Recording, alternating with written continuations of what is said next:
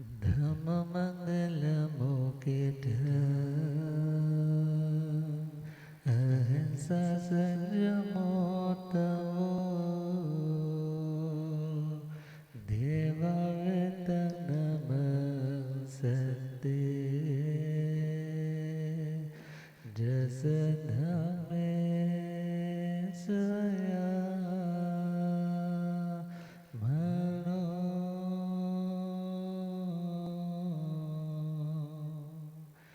जे हाथ जोड़े गोरानो मेरी वंदना जे जोड़े गोरानो एक बार वंदना हजार बार वंदना एक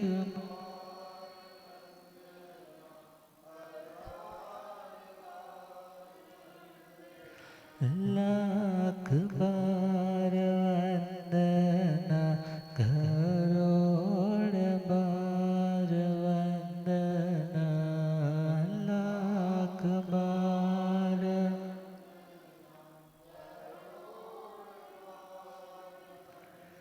जे हाथ जोड़ गोरानो मेरी वंदना जे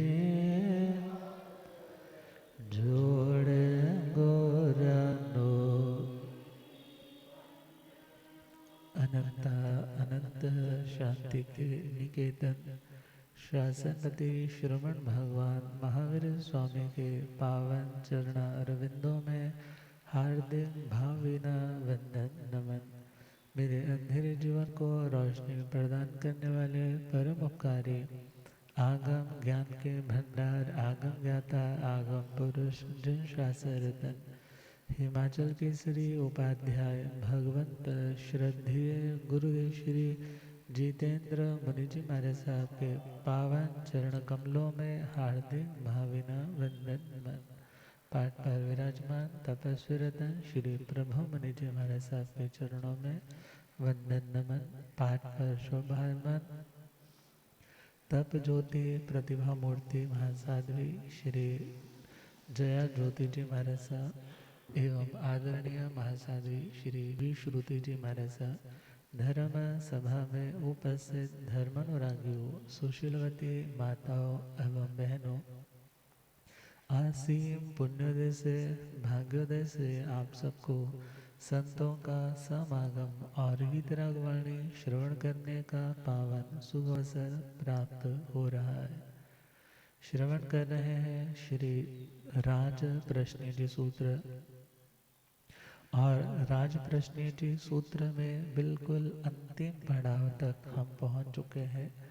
श्री केशी श्रवण जी महाराज के पावन श्री चरणों में बैठ करके राजा प्रदेशी ने अपनी अनेकों शंकाओं का समाधान प्राप्त किया। जो आत्मा के देह से अलग अस्तित्व को आज तक नकारता रहा था, आज वही राजा परदेसी श्री केशी श्रवण जी के अकाट्य तर्कों से और ज्ञान भरी बातों से प्रभावित होकर के अब मानने को मजबूर हुआ और अपने हठाग्रह को छोड़ने के लिए भी तत्पर हो गया। 12 व्रतों की श्रावक दीक्षा ग्रहण करने के पश्चात वहाँ से जैसे ही उठ करके जाने लगा तो श्री केशी श्रवण जी महाराज मानो जैसे भगवान महावीर स्वामी तो साधना काल में जब संगम देवता ने 6 महीने उपसर्ग दिए थे, जब वो लौटने लगा था तो भगवान की आंखों में कथाकार कहते हैं आंसू आ गए। किस बात के आंसू आए? कि इसने तो मेरे पूर्व जन्मों के किन्हीं अशुभ कर्मों को कटवाने में मेरा सहयोग कर दिया। मेरे तो कर्म कटे, मैं तो हल्का, मैं तो कम भार वाला हो गया, मगर इसने अपनी ओर से इतने कष्ट दिए कि इसने अपने अशुभ लेश्याओं के कारण, अशुभ भावनाओं के कारण इतने क्रूर, इतने भारी कर्म इकट्ठे कर लिए। पता नहीं इसको कैसे रोते बिलखते तड़पते हुए इन कर्मों का भुगतान करना पड़ेगा। तो जैसे ही उसने पूछा कि अब तो मैं छोड़ के जा रहा हूँ, तो आपको तो प्रसन्न होना चाहिए। मगर भगवान ने कहा, मैं तुम्हारे भावी भविष्य को देख करके करुणा से द्रवित हो रहा हो, क्योंकि तुमने तो कर्म बांध लिए, मेरे कटवा दिए, मगर तुम्हारा जो भविष्य है वो कितना अंधकारमय बनने वाला है। तो श्री केशी श्रवण जी महाराज के मन में भी तो करुणा है। शायद इसीलिए वो कह रहे हैं कि तुमने मेरे साथ इतना अंट संट भी बोला, इतना कुछ पूछा भी, मगर फिर भी कोई क्षमा याचना नहीं की। और बिन क्षमा याचना किए आचार्यों की आशातना दुर्लभ बुद्धि का कारण बनती है। किसका कारण? अर्थात ऐसे व्यक्ति को बोध की प्राप्ति, बुद्धि की प्राप्ति, ज्ञान की, दर्शन, श्रद्धा की, चारित्र की प्राप्ति आसानी से नहीं बल्कि बहुत कठिनाई से होती है। तो उन्हें लगा कि इसने तो इतने दुर्लभ बुद्धि वाले कर्म भी साथ में बांध लिए, श्रावक तो बन गया, मगर इसको एहसास तो करा दो भाई, क्षमा याचना करके जा, तभी कुछ बोझ, वो गांठें कुछ हल्की हो पाएंगे, खुल पाएंगे। तो श्री केशी श्रवण जी महाराज ने पहले डायरेक्ट नहीं पूछा, क्या कहा, क्या तुम जानते हो कि दुनिया में आचार्य कितनी तरह के होते हैं? आचार्य कितनी तरह के होते हैं? बोला जी हाँ, 3 तरह के आचार्य होते हैं। पहले कलाचार्य, दूसरे शिल्पाचार्य और तीसरे धर्माचार्य। दुनिया के अंदर जो अध्ययन अध्यापन का कार्य करने वाले हैं, उन्हें भी वैदिक परंपरा में आज भी आचार्य कहा जाता है। गुरुकुलों में पढ़ने के लिए चले जाओ, या उन्हें आचार्य जी कहा जाता है जो मेन हेड होते हैं, और जो पढ़ाने वाले हैं उन्हें उपाध्याय भी कहा जाता है। तो आचार्य कौन? चिनोति अर्थानिति आचार्य, अर्थात जो वस्तु को, तत्व को समझाने के लिए, उसका विवेचन समझाने के लिए समर्थ होते हैं। पहला पॉइंट, उन्हें भी आचार्य कहा जाता है। जो स्वयं उत्तम आचार का, आचरण का पालन करने वाले होते हैं, जिनका अपना डिमीनर, जिनका अपना कंडक्ट, बिहेवियर सब अच्छा होता है, और दूसरों के लिए जो इंस्पिरेशनल होते हैं, जिनके लिए देखा जाए तो फॉलो करने योग्य होते हैं, उन्हें भी आचार्य कहा जाता है। और आ आंग देखा जाए तो उपसर्ग आ जाता है, और समन्तात अर्थ में, चारों ओर से, इस अर्थ में चर धातु जो है, चर धातु से ही आगे शब्द बना है ये आचार्य। चर का अर्थ गति और भक्षण अर्थ में आता है, अर्थात जो अविद्या का भक्षण करने वाला और सन्मार्ग पर गमन करने वाला होता है, उसे भी क्या बोलते हैं? आचार्य बोलते हैं। तो यहाँ पर देखें तो जो कलाचार्य और शिल्पाचार्य है, वे तो अपनी शिक्षाओं के माध्यम से जिंदगी को इस लौकिक विद्या से आप्लावित करते हैं, व्यक्ति को समझाते हैं कि किस तरह से जिंदगी में आप अपने पैरों पर स्टैंड होकर रोजी रोटी का आप क्या कर सकते हो, इंतज़ाम कर सकते हो। तो राजा परदेसी ने कहा कि हाँ, ये 3 तरह के आचार्य होते हैं। कलाचार्य जो नृत्य, संगीत इत्यादि, अन्य वास्तुकला इत्यादि का 72 तरह के पुरुषों की कलाओं का ज्ञान देते हैं। और शिल्पाचार्य जो हस्त मीन्स हाथों के द्वारा जो बनाई जाने वाली चीज़ें हैं, जिसको आज के लैंग्वेज में हम इंजीनियरिंग का वर्क या दस्तकारी जो हाथों से काम करने वाला है, वो सारे के सारे कारखाने इत्यादि चलाने की या कार्य करने की जो क्वालिटी है उसका नाम यहाँ शिल्प है। 100 प्रकार का शिल्प कर्म आता है। तो 64 कलाएं स्त्रियों की, 72 कलाएं पुरुषों की, इनका वर्णन तो आगमों में विद द नेम मिलता है, मगर 100 तरह का शिल्प कर्म है, उसका कुछ मिलता जुलता अर्थ रहा है, मगर उसका अलग से कुछ ज़्यादा डिटेलिंग में वर्णन नहीं उपलब्ध हो रहा। तो कह रहे हैं कि जो इस तरह से शिल्प और कला का ज्ञान देते हैं उनका तो व्यक्ति के ऊपर बहुत उपकार होता है। अर्थात जिन्होंने जीने लायक बनाया, समाज के अंदर सिर उठा कर के आगे बढ़ने की हिम्मत प्रदान की, क्योंकि जिसके पास खाने पीने के लिए पैसा है उसका तो गुजारा है, मगर पैसा कब तक चलेगा, सदा एक जैसा ज़माना नहीं है। तो ऐसी सिचुएशन में यदि कुछ पढ़ा है, कुछ सीखा है, वही तो काम आता है। अर्थात जो जिंदगी को चलाने में, निर्वाह करने में सहयोगी बनता है, वह ज्ञान हमें कलाचार्यों से और शिल्पाचार्यों से मिलता है। और उनकी विनय प्रतिपत्ति अर्थात उनकी विनय, भक्ति, सम्मान, आदर, रिगार्ड कैसे किया जाता है वो भी बताने जा रहे हैं। परदेस क्या तुम जानते हो, आचार्य जी कितने होते हैं। परदेस क्या तुम जानते हो, आचार्य जी कितने,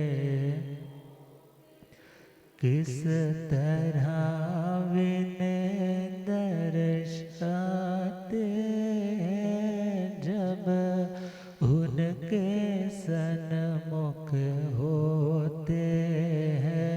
किस तरह विनय दर्शाते हैं जब उनके सन्मुख। हाँ कि श्री भगवान जानता हो, राजा परदेसी देवोत्तर। हाँ कि श्री भगवान जानता हो, राजा परदेसी पद के अनुरूप ही विनय रहे, कहीं ज्यादा और कहीं लघुतर। पद के अनुरूप ही विनय रहे, कहीं ज्यादा और कहीं लघुतर। कला शिल्प धर्म के आचार्य ये तीन तरह के होते हैं। परदेस क्या तुम जान, आचार्य जी कितने है। नृत्य गीत आदि तो कला और दस्तकार को शिल्प कहे। है नृत्य गीत आदि तो कला और दस्तकार को शिल्प। 72 विध है पुरुष कला और 100 प्रकार का शिल्प रहे। 72 विध है पुरुष कला और 100 प्रकार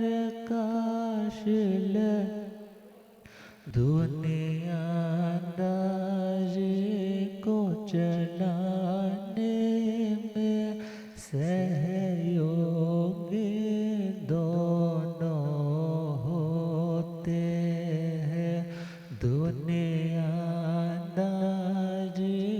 को चलाने में सहयोगी दोनों। परदेसी क्या तुम जानते हो, आचार्य जी कितने आजकल आचार्य या शिल्पाचार्य को चंदन लेप लगाते हैं। आजकल आचार्य या शिल्पाचार्य को चंदन लेप फिर तेल से मालिश करके उन्हें शुभ द्रव्यों से नहलाते हैं। फिर तेल से मालिश करके उन्हें शुभ द्रव्यों से वे पुष्प वस्त्र सौगंध आभूषण से आदरणीय होते हैं।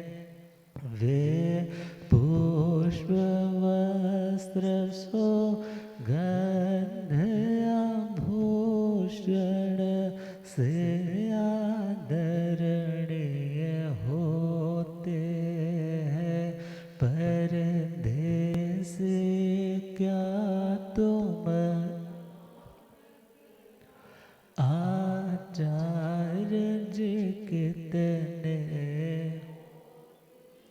आजकल भी बहुत सी ऐसी कुछ झलकियाँ आपको देखने मिल जाती होगी ना, जब गुरु पूजा महोत्सव आता है तो वैदिक संप्रदाय में सनातन पद्धति में जब हम देखते हैं तो उसमें किस तरह से दूध का थाल लेकर के चरण प्रक्षाल करवाए जाते हैं और फिर सुगंधित द्रव्यों से पैर इत्यादि तो किए ही जाते हैं क्लीन। मगर प्राचीन पद्धति में चले, ये तो शास्त्र पाठ में आ रहा है कि प्राचीन पद्धति में क्या रहता था कि जो कलाचार्य होते या शिल्पाचार्य होते, उवलेवणं समंजणं वा करेजा पुरो पुफाणी वा आण विज्जा मज्जा विज्जा मंडा विज्जा भोया विज्जा वा व्यूलो जीविता रिहं पी दाणं दलेजा पुत्ताणु पुत्तियां वित्तिं कप्पेजा। इवन जब भगवान महावीर स्वामी 8 साल के हुए तो माता पिता कहाँ लेकर के गए? कलाचार्यों के पास। कहाँ लेकर के गए? कलाचार्यों के पास कि हमारा बच्चा भी कहीं पीछे ना रह जाए, उसको भी डेवलपमेंट हो जाए कि उसे भी अपना हर काम आना चाहिए। क्योंकि जो राजा है ज़रूरी थोड़े हमेशा राजा ही रहेगा, कई बार उसको भी तो जंगलों की खाक छाननी पड़ सकती है। अर्थात अपने बच्चे के लिए उन्होंने क्या सोचा कि इसे पूरी तरीके से अभी से ट्रेंड होना चाहिए, व्याकरण ग्रामर इत्यादि भी, संगीत इत्यादि भी, वास्तु इत्यादि भी, गणित विद्या इत्यादि भी, सब कुछ इसे आना चाहिए। अब जैसे ही वो बच्चे को वर्धमान को लेकर के गए हैं, श्रीफल इत्यादि भेंट किया है, अब स्वधर्मेंद्र महाराज ने सोचा देखो तो सही मेरे भगवान क्या कर रहे हैं। क्या मन में आया? देखो तो सही कि जो भावी तीर्थंकर परमात्मा है इस समय क्या कर रहे हैं। जब देखा रे इनको तो गुरुकुल में लेकर के गए हैं, अरे इन्हें पढ़ाने की तो जरूरत, ये तो पूर्व जन्मों के ही क्या है, पढ़े पढ़ाए है। क्योंकि 3 ज्ञान तो तीर्थंकरों को जन्म से ही होते हैं, गर्भ से ही होते हैं, और दीक्षा लेते 4था ज्ञान, और फिर साधना करते हुए 5वां केवल ज्ञान प्रकट हो जाता है। तो वो वहाँ पर आकर के वृद्ध ब्राह्मण का वेश धारण करके उस आचार्य से, मास्टर से आकर के पूछते हैं क्वेश्चंस, तो वो उनको आंसर नहीं आते और बालक वर्धमान गुरुदेव से कहता है आचार्य जी यदि आज्ञा हो तो मैं आंसर करूं। चलो तुम आंसर कर दो। तो इतने जटिल जटिल प्रश्नों का इतनी सरलता से, सरसता से, सहजता से जब आंसर दिया, तो उनको एहसास हो गया कि इस बच्चे को हमारे से पढ़ने की ज़रूरत नहीं, बल्कि हमें इससे पढ़ने की आवश्यकता है। तो उन्होंने भी अपने कई सारे प्रश्नों के समाधान मांगे, और धारणा आती है कि इंद्र महाराज ने भी व्याकरण संबंधी उनसे जो जो प्रश्न पूछे उन्होंने उत्तर दिए, उसी से इंद्र व्याकरण की रचना हुई, एक मान्यता है।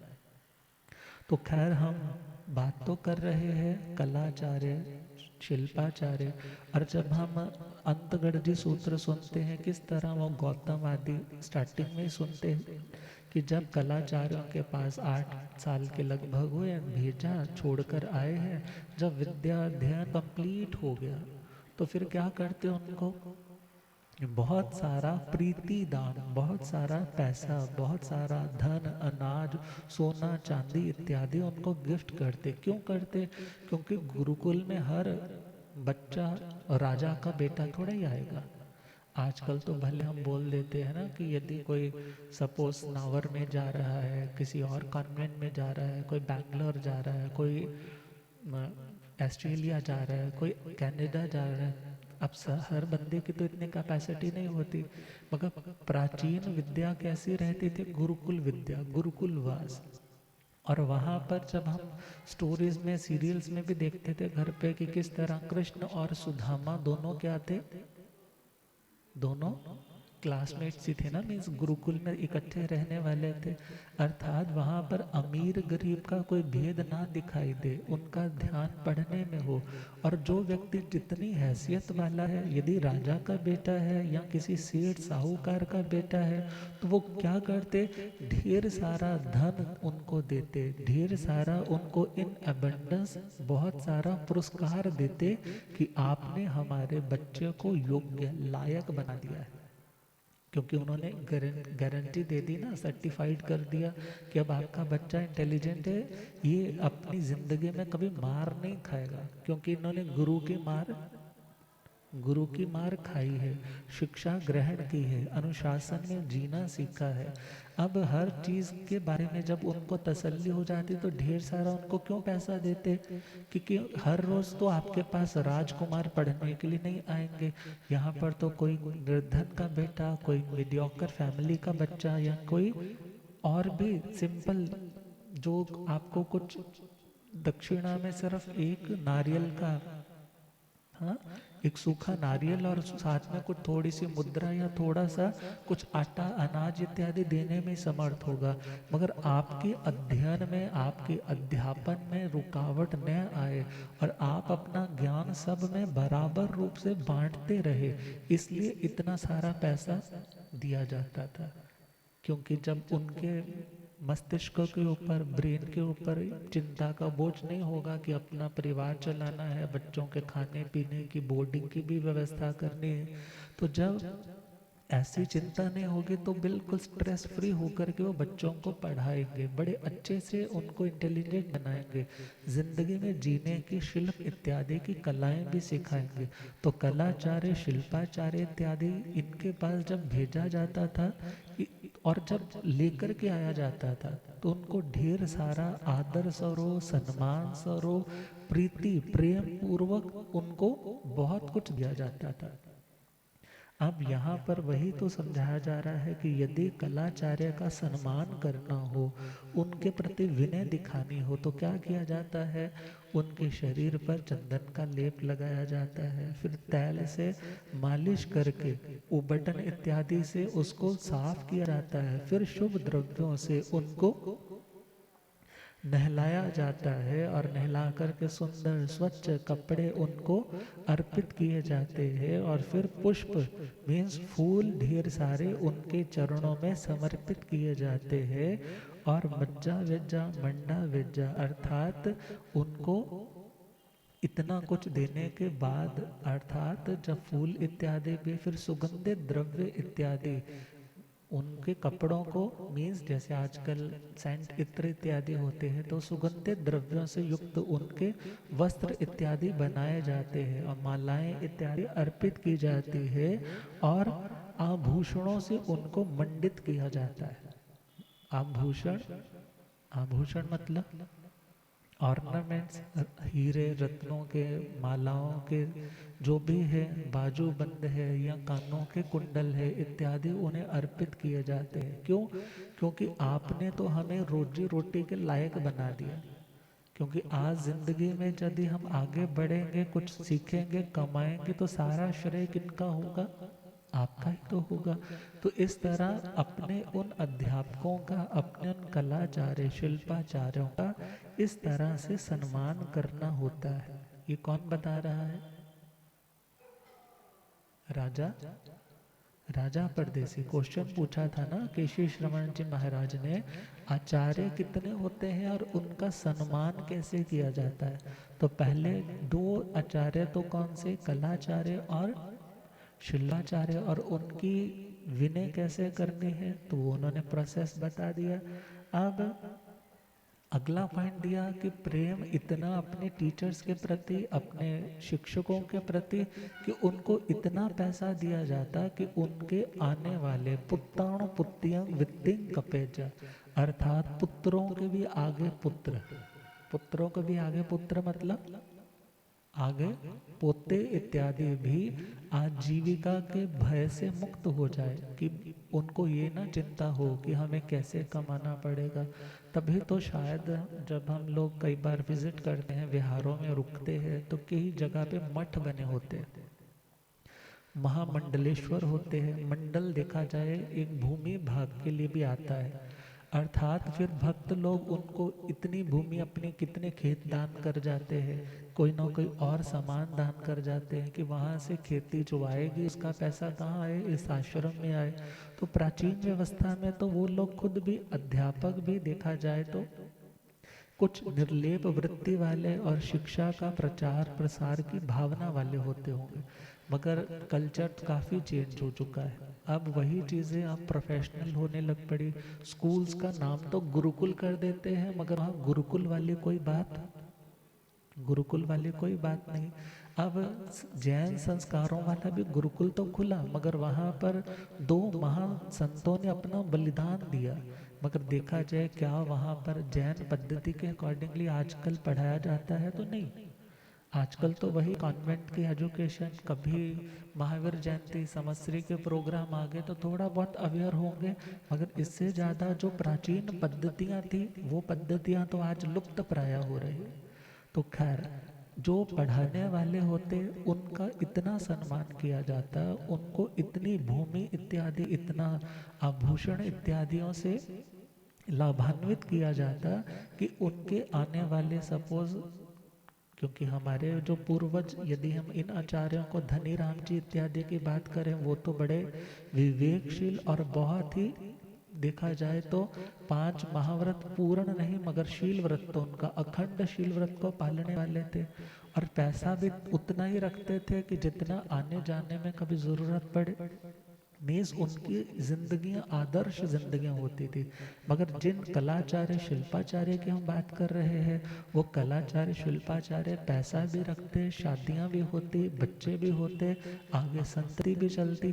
तो मीन्स उनका तो कित्ता, पंजाबी में कहो ना कित्ता, कित्ता मतलब उनका कार्य ही ये है, उनका प्रोफेशन ही यह है। मगर उनका प्रोफेशन क्या, वो उनका कर्तव्य यह है कि हमें लोगों को शिक्षित बनाना है, कला और शिल्प का ज्ञान देना है। तो वो लोग इस तरीके से कला और शिल्प का ज्ञान दुनिया को दिया करते थे। और उनके पास पढ़ने के लिए आने वाले लोग उनको इतना धन इत्यादि देकर जाते कि उनके बच्चे भी आगे धन की चिंता से कहीं अपने गुरुकुल को बंद ना कर दे, कहीं अपने गुरुकुल को बंद ना कर दे, कि आने वाले बच्चों से यदि या तो भेदभाव होने लग पड़े या उनको पढ़ाया ना जा सके। मीन्स विद्या के प्रवाह में किसी तरह का अवरोध, रुकावट न आए, इस भावना से कलाचार्य शिल्पाचार्यों का भरपूर सम्मान किया जाता था। मगर जब जैन साधु की बात आती है तो जैन साधु के तो चंदन का लेप लगा करके, फूलों की माला अर्पित करके, पैसे चढ़ा करके तो सम्मान बहुत जगह होता है। जैसे हम रुके किसी जगह पर, मगर अब लोगों के मन में अपने धर्म मान्यता के अकॉर्डिंगली वैसा ही प्रेम होता है। तो जैसे सुबह विहार करने लगे, वो नारियल ले आए, 100 रुपया साथ में जोड़ करके ले आए, चरणों में ऐसे गुरुदेव के रख दिया, बोले जी हमारी भेंट स्वीकार करो, आप हमारे यहाँ पर आए, यहाँ पर रुके, हमें बहुत अच्छा लगा। तो हमारे गुरुजी तो क्या कहेंगे कि भाई जैन साधु पैसा पैसा ग्रहण नहीं करते, ये आप अपने पास ही रखिए, हमारी जो शिक्षाएं हैं आप उन्हें संभालिए, और आपकी जो प्रेम भक्ति है वो हमारे साथ है, वो स्मृति रूप में हमारे साथ है।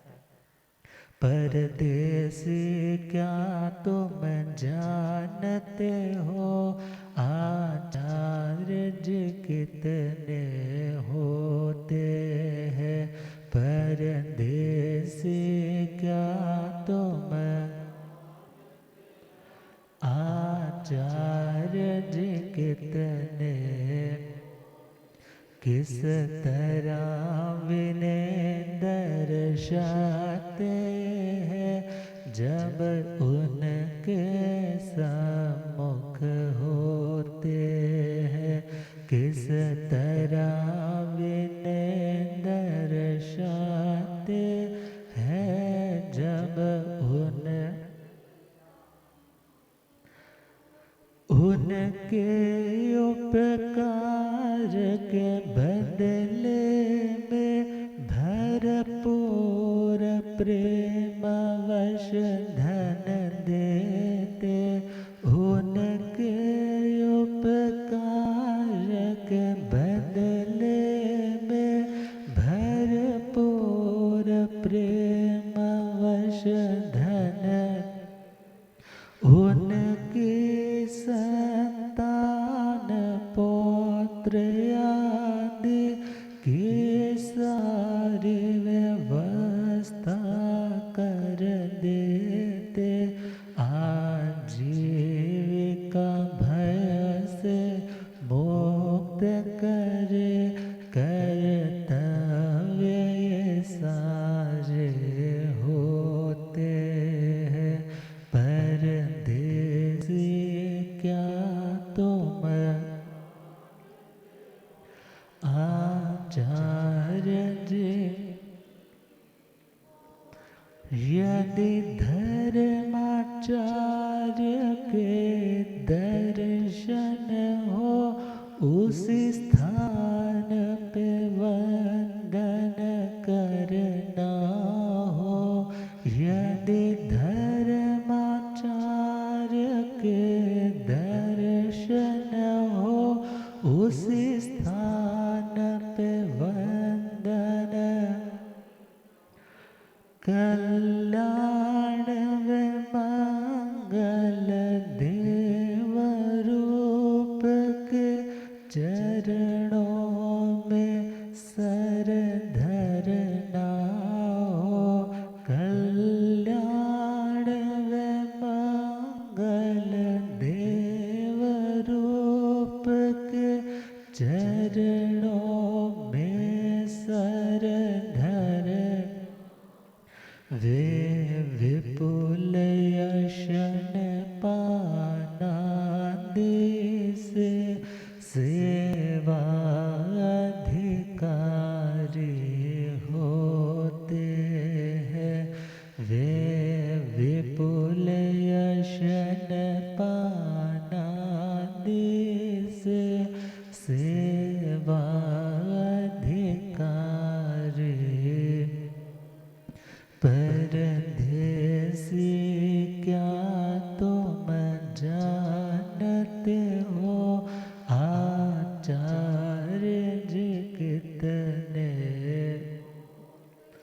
अब राजा परदेसी को इतना तो पता है, जो धर्माचार्य होते हैं, देखो ना विचार करो, बचपन में थे जिन्होंने आपको नवकार मंत्र सिखाया होगा, तिकुतो का पाठ सिखाया होगा, 9 पाठ सिखाए होंगे, 25 बोल 9 तत्व, चलो ये नहीं तो 7 कुव्यसनों के बारे में बताया होगा।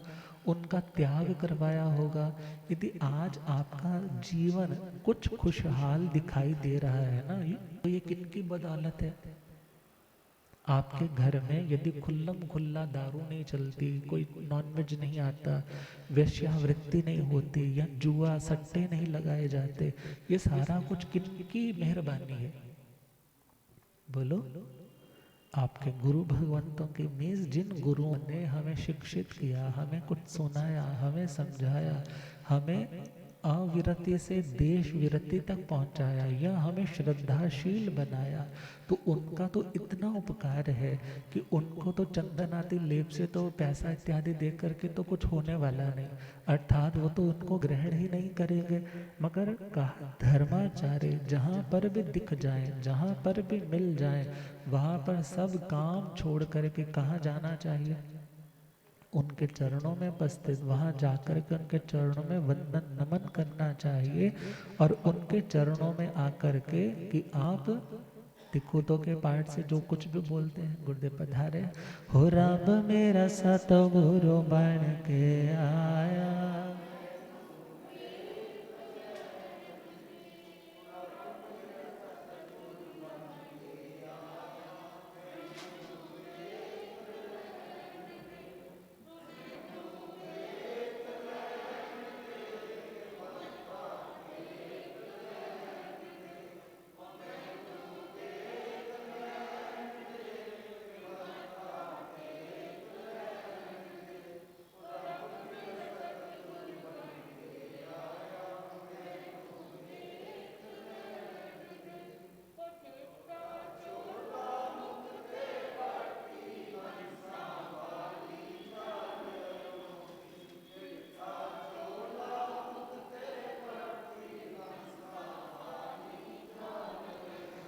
होए थे चुगदाए संसार में नो, होए थे चुगदाए संसार में नो, हो राम मेरे सतगुरु बन के आया, भूलिया गम ज्ञाता गोपुर जन शासर तन हिमाचल के श्री उपाध्याय भगवंत श्रद्धे गुरुदेव श्री जित।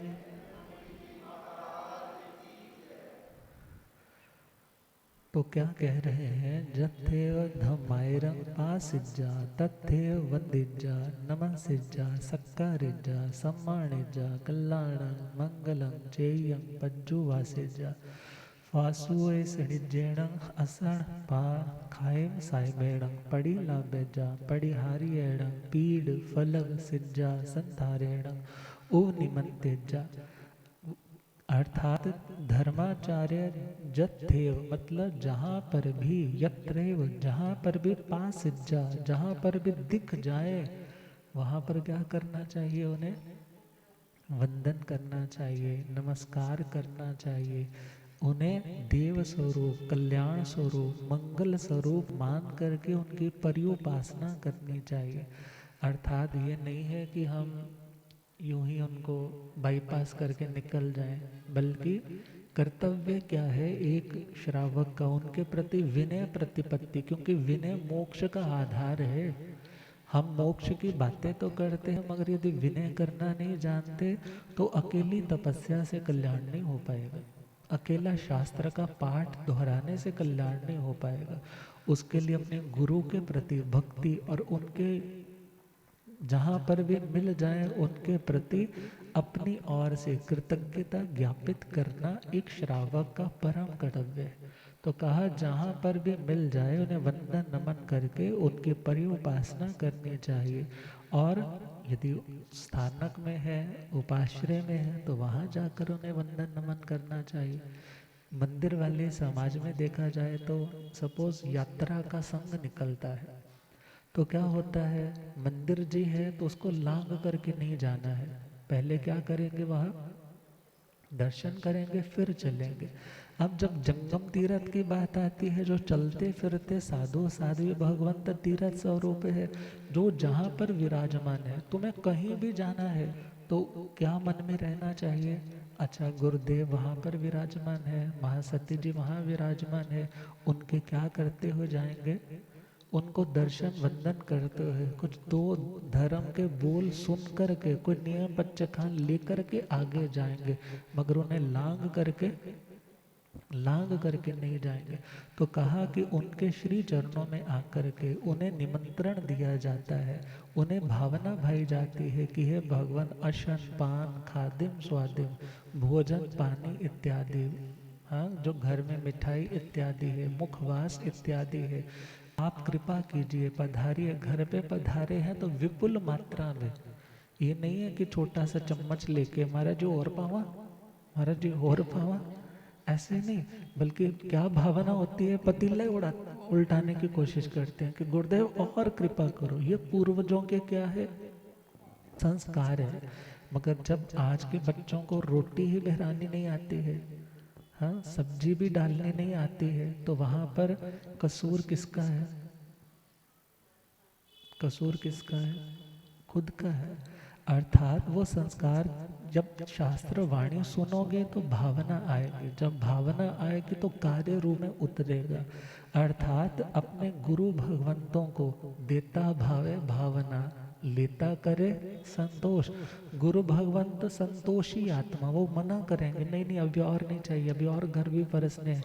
मगर दान दाता क्या सोचता है, महाराज जी गर्मी बहुत है, गुरुदेव कहाँ कहाँ जाओगे, मेरे को लाभ दीजिए, मैं और नहीं बनाऊंगा, मैं आज एक आशना कर लूंगा, मैंने जो खा लिया सो खा लिया, मैं नया तैयार नहीं करूंगा, आपके निमित्त का भी कोई दोष नहीं लगाऊंगा। जब ऐसी भावना होती है तो दोनों तीरथ बिल्कुल स्वस्थ रूप से आगे बढ़ पाते हैं। तो खैर कहा कि राजा परदेसी ये भी जानता है, क्योंकि दादी बहुत धर्मात्मा थी ना। दादी क्या थी? दादा पितामह तो बहुत अधार्मिक था, मगर दादी अम्मा कैसे थी? श्रमणों की उपासिका थी। इसलिए वो जानते हैं कि साधु भगवंतों को भोजन पानी इत्यादि के द्वारा, और यहाँ परिहारियेण पीड फलक सिज्जा संधारे, प्रतिहारिक मतलब जिसकी आज्ञा लेकर के ली जाती है वस्तु, मगर फिर पुनः उसको लौटा दिया जाता है। ऐसे पीठ मीन्स देखा जाए तो जो छोटी चौकी इत्यादि होती है, फलक बड़ा फट्टा इत्यादि होता है, शैया संस्थारक, शैया जिसके ऊपर विश्राम किया जाए ऐसा एक छोटा आसन, और संस्थारक जिसको पूरा बिछा करके लेटा जा सके, इस तरीके की चीज़ों की भावना भाई जाती है कि गुरुदेव आपको आवश्यकता हो तो मेरे पास ये चीज़ें हैं, आप कृपा कीजिए। अर्थात उनके संयम में जो भी चीज़ें उपयोगी है, सहयोगी है, गृहस्थ ही तो उनको निमंत्रण करेगा ना, उनको भावना भाएगा। तो कहा कि ऐसे गुरु भगवंतों को स्थान आदि का, वस्त्र आदि का दान इत्यादि दिया जाता है।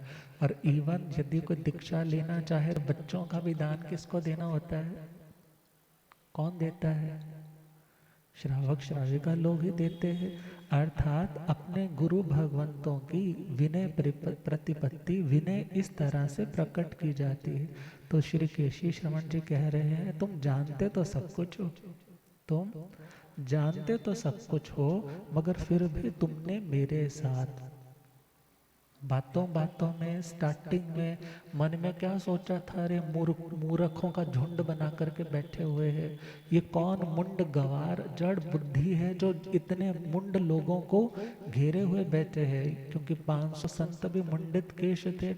अर्थात ये कौन लुंचित केश वाले इन मुंडित केशों वालों को उद्बोधन दे रहे हैं, ये इतनी भरी जनता में क्या जोर जोर से बोल रहे हैं, पता नहीं क्या खाते हैं, क्या पीते हैं, कैसे उनको परिणमन करते हैं।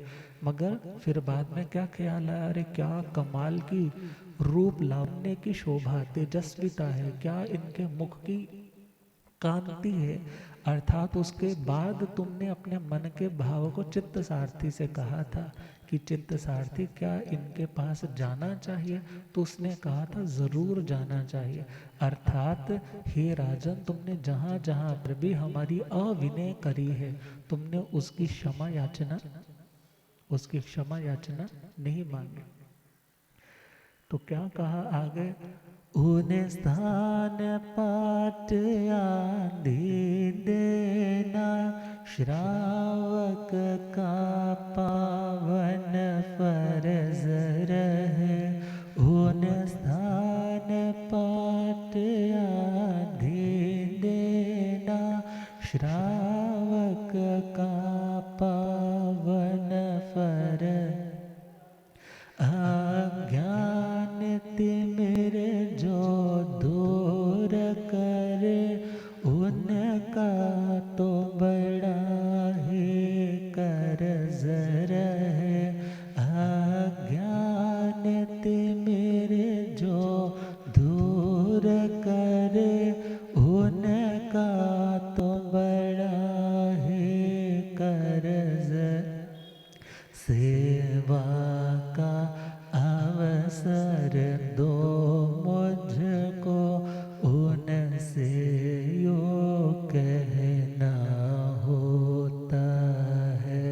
सेवा का अवसर दो मुझको, उनसे यो कहना। परदेसी क्या तुम जानते हो, आचार्य जी कितने केशी जी बोले, हे राजन तुम तो व्यवहार के ज्ञाता हो। केशी जी बोले, तुम तो व्यवहार के, पर जो प्रतिकूल किया वर्तन, ना मुझसे पूछा साता हो। पर जो प्रतिकूल किया वर्तन, ना मुझसे पूछा। बिन क्षमा दान मांगे ही तो जाने को उद्यत होते हैं।